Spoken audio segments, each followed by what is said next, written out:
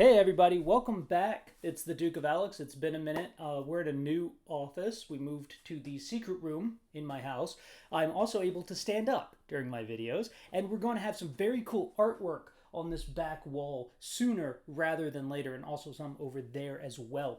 But today I wanted to talk about a book that I just listened to and absolutely adored, and I think you're going to like it too. Now, I haven't done a review on the Library of Mount Char, which is one that I read after I read Fever House. I loved it. But we're going to try something different today. I'm going to mix in a few of the audio book clips in my review of the book because the audiobook is so well done. It's an amazing look at, I guess, the transgendered journey.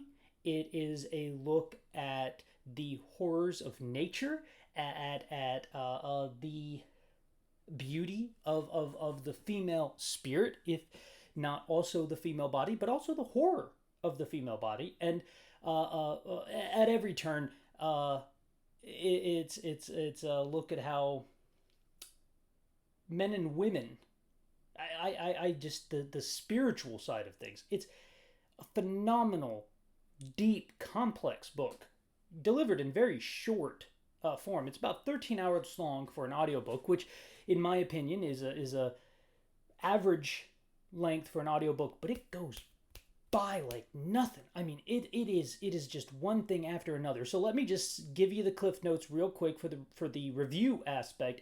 Then we're going to get into the plot. So you can leave if you want to listen to it. The book scores a solid 5 out of 5 for me. As across the board, it is a quintessential horror novel. This will be an Amazon or a Netflix miniseries one day. I guarantee it. It just has all of the hallmarks. But if it wants to be done right, it's going to be an HBO miniseries. And if you read the book, you'll understand why. So essentially, a transgendered woman named Sarah is going to go into a forest called the Pomago Forest.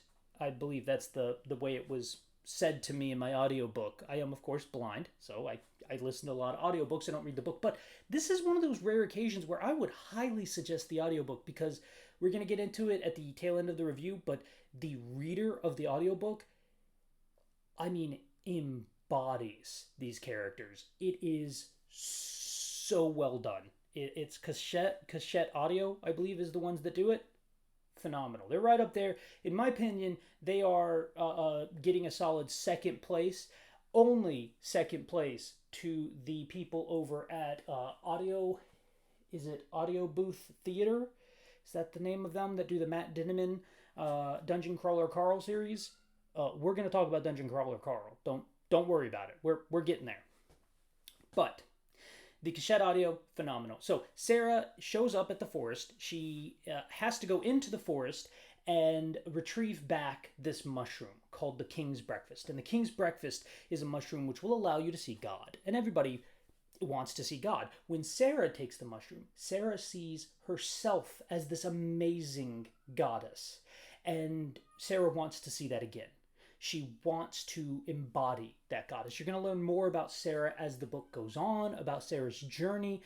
It's very interesting. She meets Andy, and Andy is kind of our second main character for plotline A. And that's the kicker. Again, there's multiple plot lines happening. So we have, there's two main ones, but we have plotline A with Andy and Sarah, and they go into the forest. And the forest is so well done. It makes me want to go hiking in the Northwest. But I'll take you along just a little bit to give you a flavor of the horror. And then you can decide if you're going to continue. While they're hiking, they come across Greensleeves. Greensleeves is a body at the bottom of a ravine because the way Andy is able to track through the forest is not with a compass or with landmarks. The forest is changing constantly because of how wet it is, I guess. I'm going to show my ignorance. I'm here in Florida. It's not that, I mean, it's swampy, but it's not like constantly dripping wet. in the Northwest, in the Northern California slash Oregon area, is it just constantly dewy? I don't know. But apparently, this is a place where mushrooms love to grow, so it's constantly wet all the time. And the forest is so strong here. It's almost primordial forest. It's like the Black Forest in Germany. It's always changing. So the undergrowth changes constantly. It repels people trying to map it. And there's this other little side note, a little vignette storyline sub C that is about Lazarus Sloane, who Lazarus, the man who comes back from the dead in the Bible. No, no, no, no, no. We're gonna get to Wake Up Dead Man on Netflix at some point, but I'm not ready to talk about that heartbreak yet. So disappointment. Lazarus Sloane is a logger, and the ranger station is set up, the visitor station, as an homage, if you will, to Lazarus Sloane, and it's like a little museum. Now, this book absolutely had my full unadulterated attention whenever it brought up Stalker by Tchaikovsky. And Stalker is an amazing movie, phenomenal, based on a short story called Roadside Picnic, I believe. And it is a fantastic film. And it's about individuals going into the zone. And so right then, we know what kind of story this is. This is the zone. And at the center of the zone, just like in Stalker, there is something which grants your wishes. Only this time, it's a mushroom called the King's Breakfast. And that's what they're after. So they get to Greensleeves, the body at the bottom of the ravine, and she turns Greensleeves over. And from his eye sockets are sprouting these very special mushrooms that she gets excited about because, oh, they're going to pay for this. And she's here because she needs to make money. She needs to make money to feed her cat wet cat food and also pay rent. But mainly feed her cat wet cat food because he's a good boy. And as a cat owner myself recently, we'll at some point get introduced to Maggie and Callie, Magic Callie as I call them, or the Schmitty Schmats. I call them that when they get in trouble. So we're going to introduce them to the channel over time. But she's there because she needs to make money. So she's constantly looking for little things to grab. And this is one of the things. And she cuts the mushrooms out of the dead man's face. And Andy is like revolted by it. But she's like, come on, he's dead. It's nothing. This is mushrooms. This is life.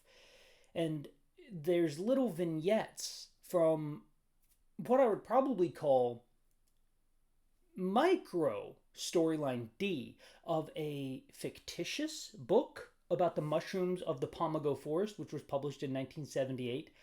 And the fictitious book is about the different mushrooms in it. And the fictitious book really got me later on. I mean, it adds excellent flavor to it. It tells you about the way these mushrooms taste and things, but it gets towards the end, it just gets weird, unsettling, uncomfortable. And let me tell you, sorry, didn't mean to bump the mic there. The end of this book, everything pays off.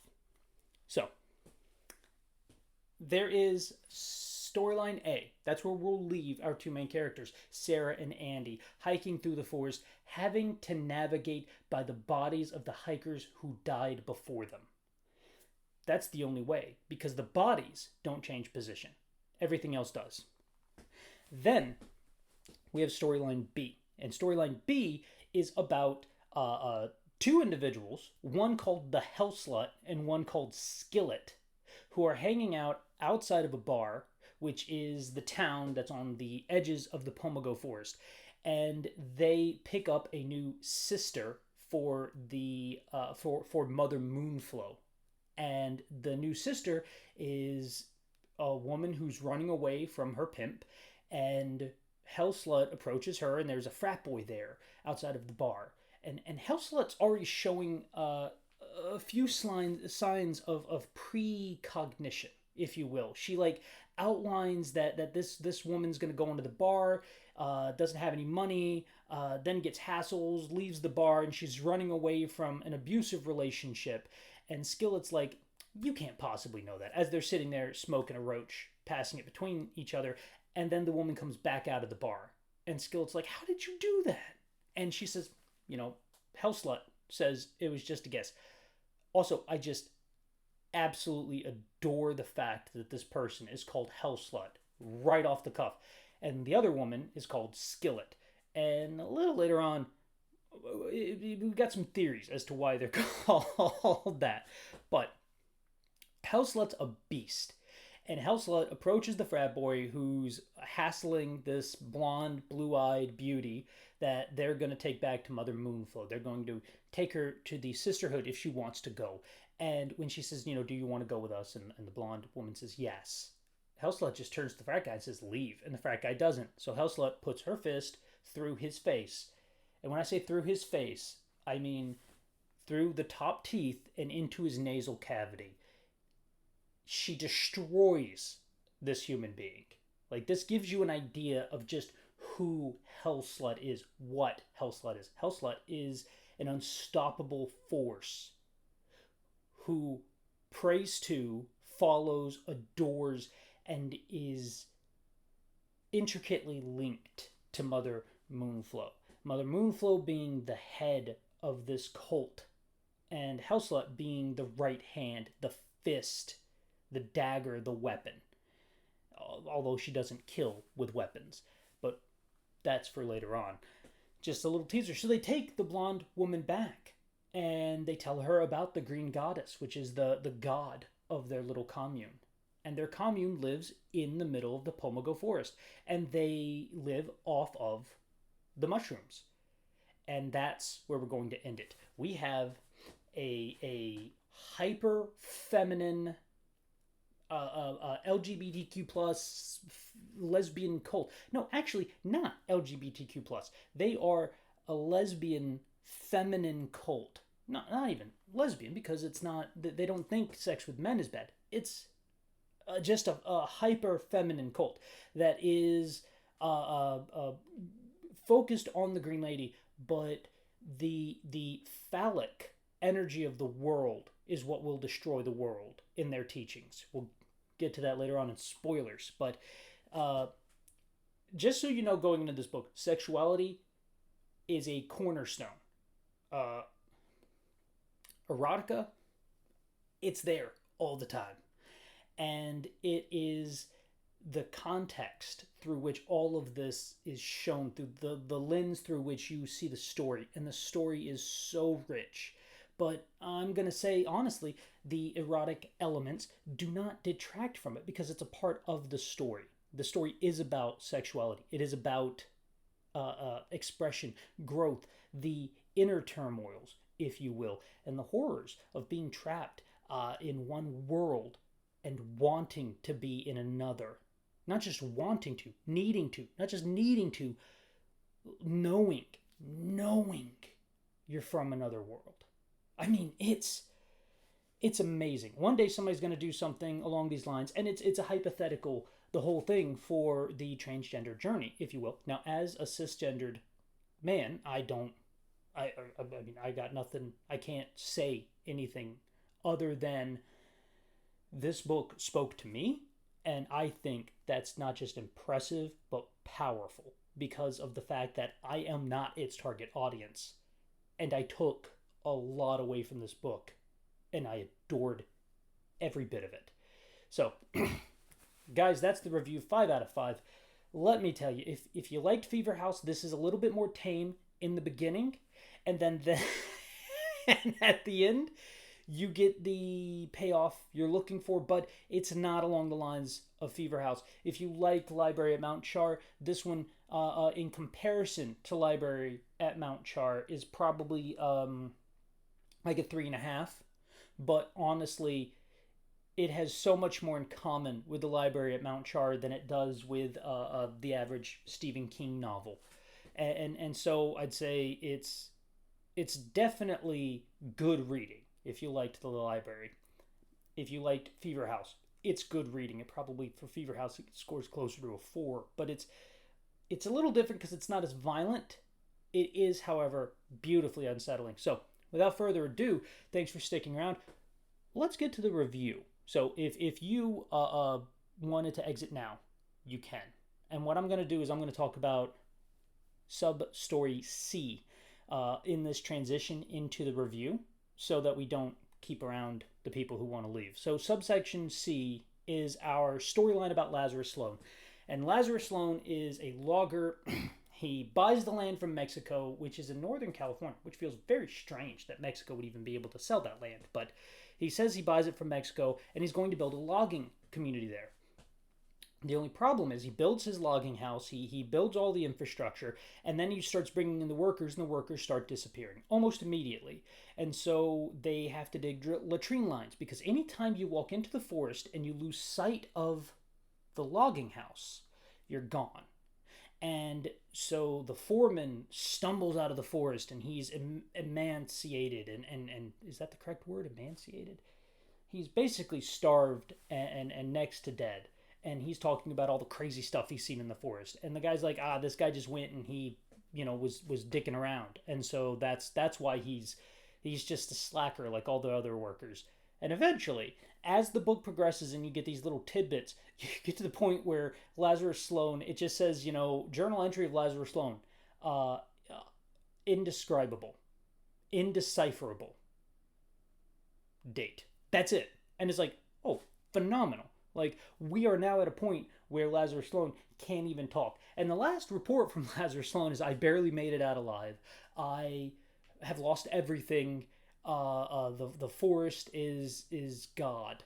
And I will never go back. That's towards the end of the book. And it's, like, amazing because you see over time these little tidbits of this hard-bitten, capitalistic businessman who slowly goes, if not insane, then actually sane in realizing there is something in this forest that is unlike anything else in the world. And I need to leave because I am not welcome here. So now we're going to talk about subsection D, storyline D, which is the fungus book, but also the fungus in general. The fungus is an amazing framing device that is used because fungi are hermaphroditic creations. And Sarah, who is a mycologist, tells us that and tells us about how fungi are both male and female at the same time. This is going to be an amazing revelation later on. If you haven't clicked off and you have any interest in this book, stop here. Go read it. Know that it is full of phallic descriptions and it is full of erotic nuances. So be aware of that getting into it. It's also got hyperviolence because, again, we have a main character named Hellslut who puts her fist through someone's literal face. Not just punches them in the face, puts the fist through the face. It's absurd. It's obscene. It's beautiful because the violence is utilized in such a way to capitalize that the Hellslut, for all of their feminine wiles, for all of their hyper feminine aspects, is potentially more male than some of the men who appear. And Sarah, for being an actual male, and when I say that, I mean born male and attempting to transition into female, but multiple times they bring up the feminine penis, if you will, of Sarah, which is the woman penis. And I'm like, that's very interesting. That's just a thing that they're doing. They bring up the solidly male aspect, what some would argue makes you male, and then they bring up the fact that they put the gender in the front of it. I'm getting very close to talking about things I know nothing about, so I'm going to stop. But Hellslut is a fascinating example of the feminine, which is hyper, what we would traditionalists as a cisgendered individual say would be masculine traits, in that she can put her fist through an individual's, facial structure and just wreck his teeth and everything. It's definitely something you would think would be more along the lines of like a UFC fighter, if you will. So we are now going into the fungus aspect. And the fungal book, it first tells you about real funguses, I believe, that you can find in any northwest forest. And then it starts going a little bit off the rails, which it talks about one that is, absolutely deadly to you. And it tastes like your mother's tears. What? There's another one. Or no. It tastes like your lover's tears. And then there's another one which tastes like your mother's dying whisper, and I am hooked. I want more creepy mushrooms in my life. Another one is the witch's fingers, which are based off of a fungus which might be called the man's fingers. This one struck me so much I had to Google it because it's like, oh, this is the only mushroom that grows bones. Are there plants out there that grow bones? Actually, yes, but most of them, I had to do a deep dive after I heard that. Most of them are algae, or they live in very calcium-rich soils, and their root structures grow bones. Calcified roots, that's a horror novel in and of itself. I'm on board. So I've actually had an idea for quite a while called the egg tree. That sounds like it's great. So we're moving on from that. But the fungus over time, the book inserts are very well done. It doesn't tell you much of it doesn't tell you a story at all. Not much of a story. There is no story, but it's a collection of little tidbits which are, for world building purposes, just exquisite. Now let's get to storyline A. I'm going to assume everyone who wants to read it has left. Storyline A involves Sarah and Andy. And I'm realizing now, before we talk about storyline A, we need to discuss the audiobook version, because I'm going to be doing clips of the audiobook through all of this to give you an idea of just how beautiful it is. And they're going to be very small clips. I'm sure they fall under fair use, but maybe it'll get struck for copyright things. So the storyline A is done with Sarah and Andy. And they are in the forest. They find Greensleeves. Sarah cuts the mushrooms out of Greensleeves' eyes, and they move on to a part where they bed down for a night. Then they wake up. They're in a different place, and they've taken a pill. Now, each one of them has 3 of these pills, and you take a pill. It's like a special. It itself is a mushroom, but it makes you forget, and you know when you need to take it, and then you take it, and you don't remember why you've taken it. That's really interesting. And so they have taken a pill, and Sarah has been getting text messages from the glitch. And the glitch is this electrical storm. That's what Andy says. Turn your phone off. It's just going to keep sending you nonsense. And the phone's listening to them and basically replicating what they say back to them. But Sarah gets in touch, and this is one of the really cool things about it. Sarah gets in touch with the glitch, and then realizes when the glitch is telling Sarah to turn left, turn right, or go forward. Sarah can feel this. She is intuiting what the glitch is meaning. And that's important because that is an important moniker for later on. Andy can only navigate the Pomago Forest by the dead people. No innate sense. So we know Sarah's tapping into something that is a deep, deep manifestation, if you will, of the forest's will. And the forest, for lack of a better term, the Green Goddess, is one of the people. Speaking of the Green Goddess, we now have to switch over to storyline B because these things are happening simultaneously. Storyline B is following the Hell Slut, following Skillet, and following the blonde beauty, we'll call her that for now, as they return back to Mother Moonflow and the Sisters of the Forest, the Sisters of the Green Goddess. The commune, if you will, is built upon this matriarchy, I guess I could say, where Mother Moonflow is the ultimate say, then an individual known as Pickles, who is a transgendered man, but is completely unaccepted by Hellslut. Hellslut treats Pickles like a man, even though Pickles has had, and it's not directly stated that this surgery may have occurred within the forest, but has had some kind of surgery which has left behind a scar and left behind Pickles' inability to urinate properly. So Pickles is constantly dribbling, which is what the book says.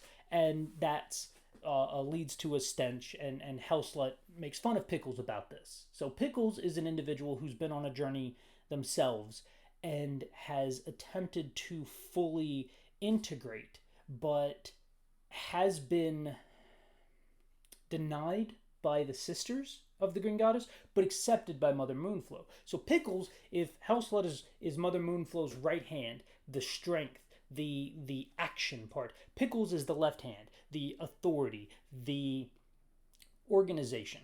And Mother Moonflow is chilling in a dark side room eating, the king's breakfast mushrooms and breastfeeding raccoons. What is happening? Raccoons play such a weird, cool part of this book. Again, this is a horror novel, and it doesn't, until the very end, use any supernatural elements to bring its horror to life. In the beginning, its horror is just whoa, and even then, a strong argument can be made, which I will make, that there are no supernatural elements, but perhaps there are. It leaves it up. It's ambiguous. It's wonderful. So we have Pickles, we have Hellslut, we have Skillet, then we have other people like Aphrodite. We have what are some other ones? There's one that's called Trixie or Bellatrix, something along those lines. And there is Bubbly. I think her name's just Bubbly. And so we have all of these women. And there's other women that are unnamed, that are older. They have gray hair. So it gives you the idea this cult's been going on for a long time. Mother Moonflow is older. And it began as an artist commune. So you get some of Mother Moonflow's background later on in the book. And it is so much more comprehensive than I'm giving it credit for. So you got to just read it to get the full story. But the gist of it is they bring back the blonde-haired, blue-eyed beauty to the cult. She is immediately accepted. She wants to be part of the sisterhood. She is going to praise the Green Goddess. And they sit down to eat. Hellslut has an interaction with Pickles, which is negative, and then Hellslut gets called into Mother Moonflow. And Mother Moonflow says, for the birthing to take place, you have to go complete your mission.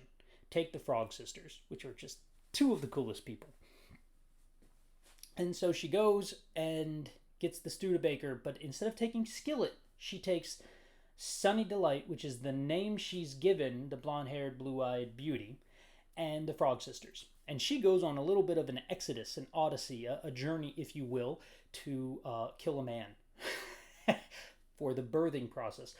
Aphrodite is very, very pregnant and ready to give birth, and Aphrodite is going to give birth to the Green Goddess, the embodiment of the Green Goddess. Now, they have children already, lots of children, lots of girls, no boys, just lots of girl children, which are running around pseudo-wild and playing with raccoons and not very well taken care of and biting people, as we'll find out later. So then we have Sarah and Andy again. So Hellslut, Sunny Delight, and Frog Sisters have left. Sarah and Andy are still in the forest. They're progressing forward slowly over time, and they get to a part where they are realizing they've taken a pill. We got there. They don't know where they are. They start following the glitch, and the glitch is leading them. They're losing faith.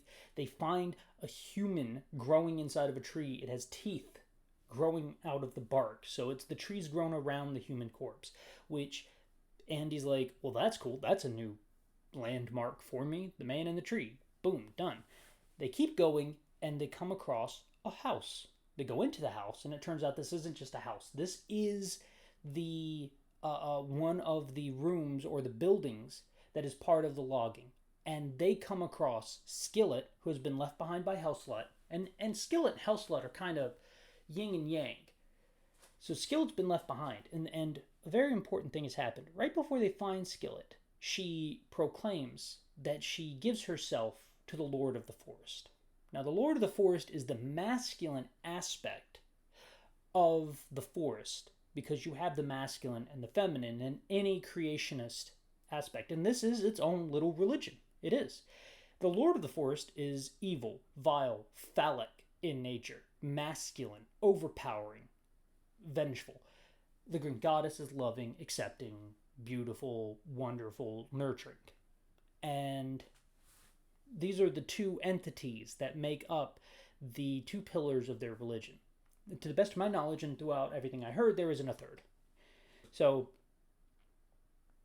we have the Green Goddess and we have the Lord of the Forest. And Skillet has sold her soul, if you will, to the Lord of the Forest.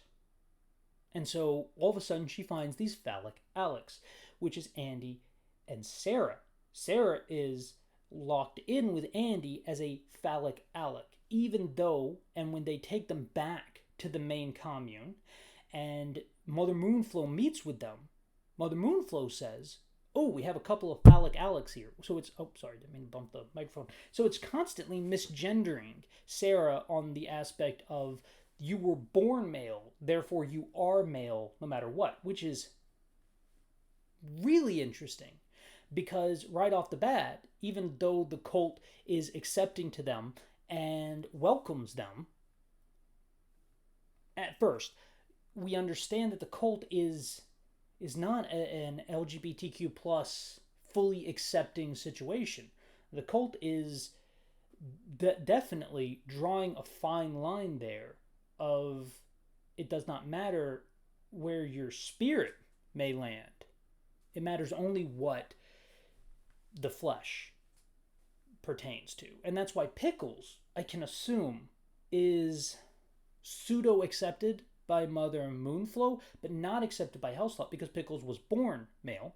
And even though Pickles has, through seemingly, and it's never outright said, but it's kind of hinted at multiple times, because like the scar begins at the navel and not like that. That's a very strong place to begin. You know, what would you even call that? Well, gendering surgery. And I know nothing of the way gendering surgery works, but I can, take a few guesses at how to do it. I don't know, but Pickles, whatever they did, it went horribly wrong. But Pickles is accepted as feminine now by Mother Moonflow. So they draw a strong line between post-operation and pre-operation, if you will. So it's all about the bait and tackle you bring to fishing, not what you're hoping to catch. I don't know how to properly state that. But anyway, Sarah is a phallic Alec to them. And phallic Alecs are men. But they don't like using the word men, so they use phallic Alec. Because Mother Moonflow speaks like a 1960s hippie. Groovy, far out. Let's change the energy in here. And when they meet Mother Moonflow for the first time, she is breastfeeding a raccoon. Whatever. And there's a door in the side of the wall that has a devil's face on it. And the devil is the Lord of the Forest. So right there we get the symbolism that Mother Moonflow is God, Mother Moonflow is good, the Lord of the Forest is Satan, the Lord of the Forest is evil. Boom. Women, men, good, evil. That's all you need. That's the basic, baking list of any religion. They've done it. And they're living in the forest. They're living off the forest because they go and they scavenge for mushrooms. And they're eating mushrooms a lot. In fact, more than a lot. Let's go back to B, storyline B, involving Hellslut and Sunny Delight and the Frog Sisters. They're going cross-country and they are drinking Moonflow as they're driving along. And Moonflow is this white viscous liquid that they keep pouring in things. And I was like, maybe Moonflow is a mixture of the mushrooms. Maybe they're doing something. They're making some kind of great concoction there that's broadening their mind or whatever. But in reality, we're going to find out Moonflow is the name of Mother Moonflow. It's her breast milk. Mother Moonflow is taking in the king's breakfast, which they consider to be an evil mushroom. It's very phallic in its energy, and only through Mother Moonflow can she take it in, process it, and then give it back out, which is astounding because it ties the concept of motherhood into everything. Breast milk is another cornerstone of their religion. They are all carrying flasks of Moonflow and drinking it constantly because it is essentially psychedelic human milk. Stop right there.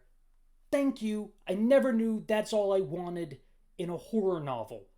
And now I do, because that is an amazing... Look, there's a movie called Barbarian, and in Barbarian, the inbred spawn of the dude living in the... You've seen Barbarian, you know what I'm talking about. If you haven't, I'll do a whole video on Barbarian. It's a fantastic movie, very well done. And one of the most horrifying scenes is when the inbred monster, but I'm going to, it's not the person's fault that they are what they are, attempts to breastfeed the two captives, and even has a baby bottle full of the breast milk that they have to drink. And it's unsettling and creepy and great horror. And that's what this is. Once I realized that's what it was, it was like I got hit with a baseball. I was like, oh, whoa, that changes everything. So Mother Moonflow is just tripping balls the entire time. Just 10 out of 10 gone. And has been for years upon years. Constantly taking in psychedelic mushrooms. Changing the way that her brain is even wired. Then we have Hellslut, Sunny Delight, and the Frog Sisters. And they get to the house of the person that they're out there to kill. And it's a cop house. And then Hellslut starts giving us background, which I adore. Because she's talking about, well, these are cops. And cops aren't as bad as surveyors. Surveyors are the absolute worst because surveyors are the ones who try to control the green goddess's world by mapping it. And I'm like, that's beautiful. I love the concept that in this cult, surveyors are the most evil thing in the world because they map the green goddess's world. And then cops are the second worst thing. And she says the cops are only married to the daughters of other cops, and they have bred a new cop race where their skulls are thicker and they're more aggressive and they're evil and just constantly trying to hurt you for fun. There's one point where they come across a bunch of cop, in their own terminology, cop kids, and she says, there's 4 cop kids in the middle of the street pulling the legs off a cat. And it's like, oh shit, what am I being told here? This is like a post-apocalyptic novel. And for a minute, I was like, is this is it pertaining the fact that this is the world outside? This is the world that Sarah and Andy are from. And it's this insane post-apocalyptic cops are bred in this special way sort of thing. But we're going to find out that what they're really doing is they're really just telling us about their insane trip they're having while they go and murder this person because they murder the person. And Hellslut gets shot. The person is a cop. He tells them, stop resisting arrest as he's shooting at them. Stop resisting. Get down on the ground. It's everything you would expect from a police officer to, it's just insane. But as she's leaving the house, because they decide to take the police officer's wife with them, she wants to go with them. As they're leaving, they recognize this isn't a cop house. This is a ranger. Now, earlier in the book, we had our first hint of unsettling masculine aspects in that there was a park ranger who stops Sarah and asks to search Sarah's car. Sarah says, no, you can't search my car. And the ranger gets very upset. But the reason that the ranger is asking to search Sarah's car is, license and registration. And Sarah passes over the license and registration, and Sarah's license still has Sarah as a man on it, and has Sarah's name on it. That's not Sarah. I think it's a very great choice we're never told this other name, because it helps us concrete Sarah as nothing but feminine in our mind. Even when later on Sarah and Skillet get into some interactions, they have sex, they bone, but it's done in a way that basically Skillet is the man and Sarah is the woman, albeit in a lesbian situation. There's no man, no woman. Again, erotica is a cornerstone of this book, and it's well done. I'm not one usually to go after that. I'm hunting down its horror elements, if you will, which is how I found it. But it is interesting. The word hunting there is definitely a phallic alec thing for me to say, and you'll get that if you read this book. So, Sarah and Andy have been welcome. They make their way around. Sarah uncovers some medical documents. Andy goes and checks out the school. The school is just a wild house because these children have essentially been raised by raccoons, and they're all girls. Sarah notices that. Andy doesn't. Sarah gets bit on the leg and goes to see the doctor, and that's how Sarah gets the doctor's notes on Mother Moonflow. And then we have, because Sarah, another thing is one of Sarah's absolute greatest wishes in the world is to have a ginormous pair of knockers, an excellent pair of boobs, just huge. Mother Moonflow has that. Sarah is jealous. And we now have the return of Hellslut and Sunny Delight. Only Hellslut's been shot. Sunny Delight is in hysterics because she just witnessed a murder. The Frog Sisters are dead. They've run over not just a bunch of cop kids, but a bunch of cops themselves. And that is the kitty cat there. So it's time to introduce... Which one is it? Maggie or Cat? Hello. Oh. This is Maggie. Maggie is the white one with a bobtail. Show them your bobtail. It's got a bobtail. See? The tail's bobbing. You are Maggie, right? Yep. And Maggie's a good cat. There we go. How cute you are. Okay. Run away now and eventually jump up and knock over the microphone. So, Hellslut, Sunny Delight return, and Mother Moonflow says, "Oh, you weren't shot. Oh, the Frog Sisters aren't dead. They're outside." And she looks at her shoulder. She wasn't shot. The Frog Sisters are outside. They are. They're walking around. So it's like, did they die? Did that even happen? But you did kill the guy. But what? Did you? I mean, what's to be believed? What's not to be believed? The Moonflow is definitely causing issues. And maybe they didn't even leave the Pomago Forest. I don't know, because we have an unreliable narrator in Hellslut, which is wonderful. Now, Hellslut's also very pissed off that there's these phallic Alex here to witness the birthing. But Moonflow tells her this is what's going to happen. So they roll with the birthing. Sarah and Andy get invited. Everyone puts on masks. It's weird. And the birth occurs. And this is the pinnacle of the roller coaster clicking up is this birth.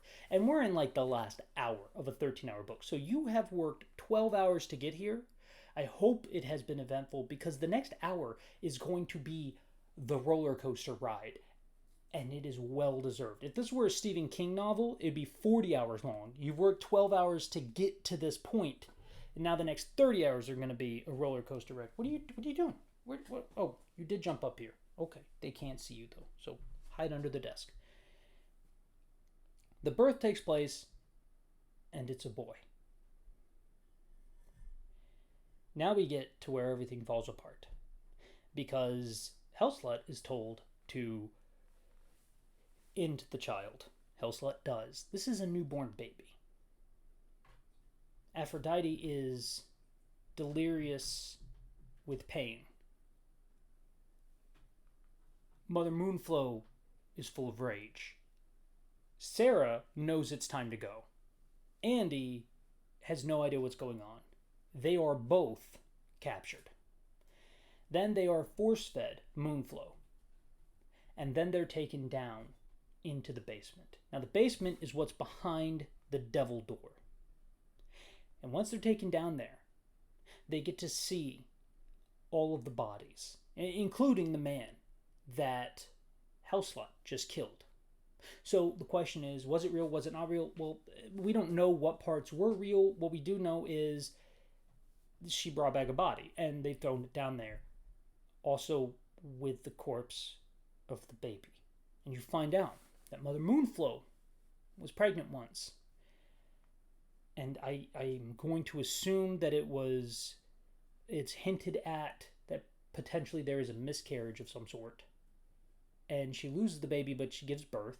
And that was the first spot where the king's breakfast started growing. Now, it looks as if a giant mound of fungus is asleep at the end of this basement, full of corpses that is just covered in fungal growth. They're breathing in spores. My asthma's like acting up just thinking about this. And Mother Moonflow congregates, for lack of a better term, with the fungus. And this excites the fungus. And the fungus rises. Now, Mother Moonflow has given the 4 remaining pills, the 4 yellow pills, which will help the individuals forget, to Moonflow, Pickles, there's 2 other people in there. I think it's Hellslut and Skillet. They've gotten the pills. No, it's... No, don't knock it over. Don't, stop. You stop. Stop knocking over things. Sorry. It's the Doctor, Skillet, Hellslut, and Mother Moonflow. Skillet sold her soul to the Lord of the Forest. So Mother Moonflow wants Skillet to see the Lord of the Forest. Then they're going to feed these phallic Alex to the Lord of the Forest. Would you quit? Would you quit? No, don't bite the cords. That's terrible. The cat is trying to bite all the cords and pull all my desk stuff down because chaos reigns. While they're down there, the fungus becomes a thing. It becomes the Lord of the Forest. It embodies that. And Sarah has a realization. There is no Green Goddess and there is no Lord of the Forest. There's only the Green Goddess and the Lord of the Forest, because the masculine and the feminine here, like the fungus, is hermaphroditic. It is one. The energies are combined. And by focusing so heavily on only one aspect of the energy, there is an imbalance in the cult. And this is what that imbalance pertains. This is what the imbalance essentially cultivates to. You need the masculine. And they have been attempting to raise the Green Goddess by fathering the Green Goddess with the energies of 20 women, which gives us a number that means that that's how many women are in the cult. However, they have to use the seed of man, and they're getting the seed from the dead bodies, essentially. Again, read the book. It's fantastic. So this mushroom man rises up, and he's huge, and everybody is tripping absolute balls. And this person is now, the mushroom man, is now decimating the cult. I mean, shredding people with mushroom talons and using the vines of the mushroom's roots to infiltrate people. Hellslut barely gets out. Sarah finds the last pill and gives it to Andy, because Sarah's going to continue making mistakes. And she makes Andy promise to go adopt her cat. Speaking of cats, hello kitty cat. Oh, you're purring. You're happy. Good girl. And she sends Andy out, having taken the pill. So Andy won't remember the mushroom man. And the descriptions of this monster are phenomenal. It is worth every minute reading up to this page as this thing. And he's not on screen, if you will, for very long. He is merely there for the short period of time to to give us the retribution, if you will, of the forest. Mother Moonflow's decimated. The raccoons all run away. They know what's up. They're like, "Oh, you done pissed off the forest," and the cult members scatter to the winds. Well, the Hell Slut finds Andy wandering through the forest. And so the Hell Slut, in what I can only take as a bit of a redemption, but also sequel bait, please, takes Andy back to the ranger station, because the Hell Slut can walk through the forest and knows when to turn right, when to turn left, when to go forward. The Hell Slut is in touch. But whereas Sarah was in touch with the Green Goddess aspect, hello, baby. The Hell Slut's in touch with the Lord of the Forest. The Hell Slut just doesn't know that yet. And so we have this combination aspect that ends with Andy making it out. And of course, the one thing that the ranger that Andy talks to takes away from everything, not there's a person lost in the forest, not all this other stuff. He's like, the Antifa BLM movement is trying to get us, brother. And it's just like, was the Hell Slut wrong when she said this is a new breed of cop, a new breed of ranger, if you will? The people who want to just control and hate. It's very interesting because they're not concerned with going into the forest and saving the person. And of course, Andy never hears back from the guy. The last thing the guy says is, also, if you're going to abandon the post in the middle of a workday, we really need an employee here. So just let us know at HQ. We'll send somebody else out to take over for you if you need to go hiking or something. And it's like, okay.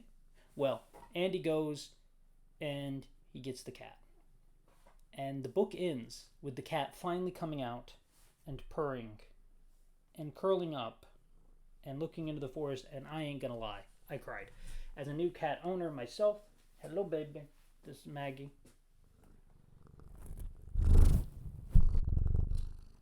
The purring of your cat is healing. It's wonderful. It is delightful.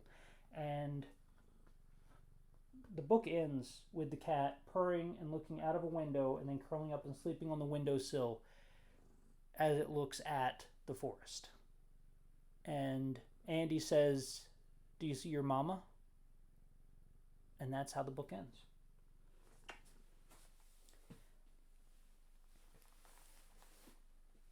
And it's perfect. So again, there are books out there that you can give props to, and I give props to this one. It is 5 out of 5. It is excellent horror. It is a new breed of horror that is utilizing a subject matter that would not be acceptable 20 years ago to put into a book. And when I say acceptable, I mean you wouldn't get Hachette audio of this. You wouldn't have it published by Orbit. It would not be mainstream. This is mainstream. It's done so well, as you've heard, because I hopefully have edited in the proper elements. And it's an utterly delightful horror novel. So check it out. It's called Moonflow.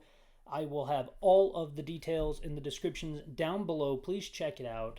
I love this book. Looking forward to reading whatever comes next from this author. And Bitter Karella, I believe, is the name of the author. Excellent name.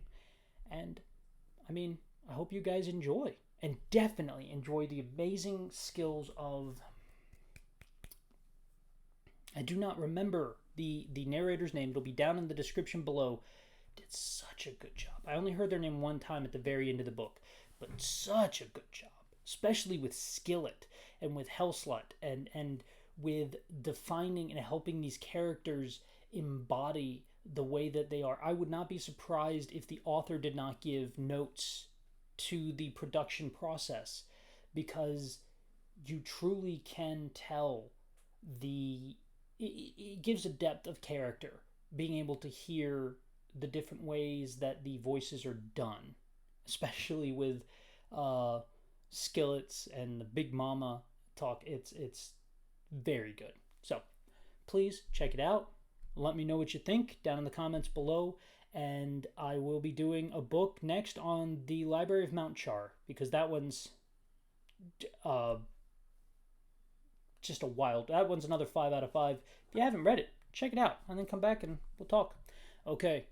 Till next time, bye, guys. And Maggie, you want to say bye? Do you want to say bye? Do you want to say bye? Yep.